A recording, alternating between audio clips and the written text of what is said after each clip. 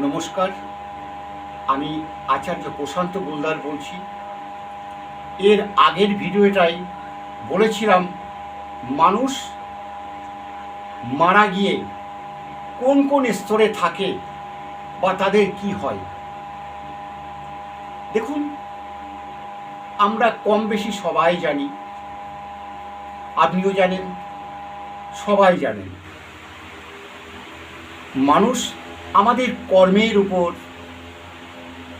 ব্যবহারের উপর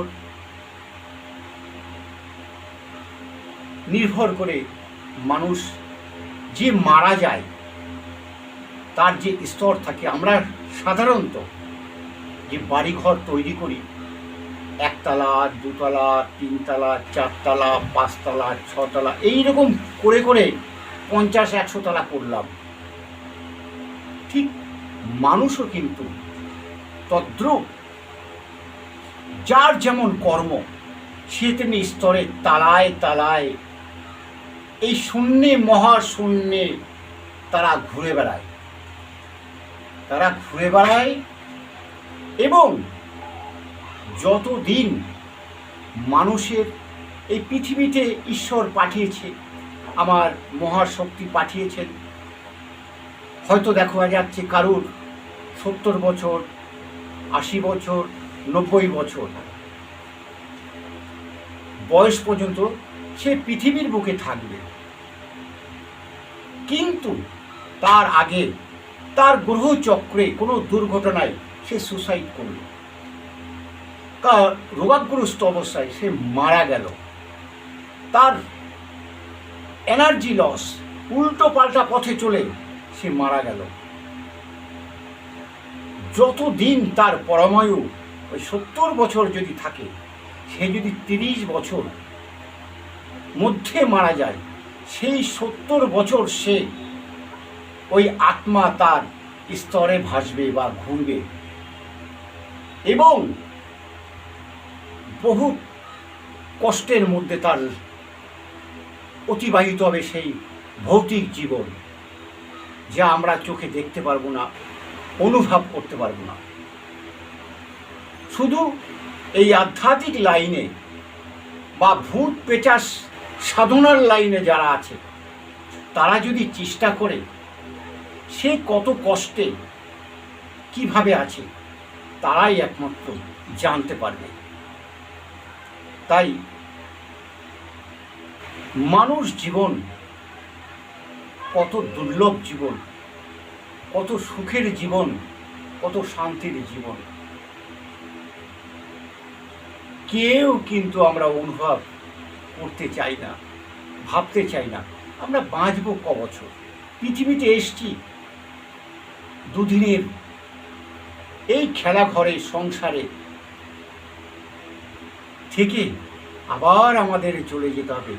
পয়সা করি, ধন দৌলত, বাড়ি গাড়ি, কি হবে এগুলো? সব ফেলে ছেড়ে চলে যেতে হবে। তাই পৃথিবীতে আমাদের যে উদ্দেশ্যে পাঠিয়েছেন, ঈশ্বরের কাছে আমরা বলে এসছি, হে জগৎ মাতা, হে জগৎ পিতা, যে যাকেই ভালোবাসো, যে যার ঈশ্বর, তাদের বলে এসছি আমি পৃথিবীতে যাচ্ছি, আমি যেন তোমার নাম গুণাগুণ চিরজীবন করব, তোমার নাম নিয়ে থাকব। কিন্তু পৃথিবীতে এসে আমরা এই সুখের, আনন্দের এই জীবন পেয়ে সব ভুলে যাই। তাই আপনাদের বলি,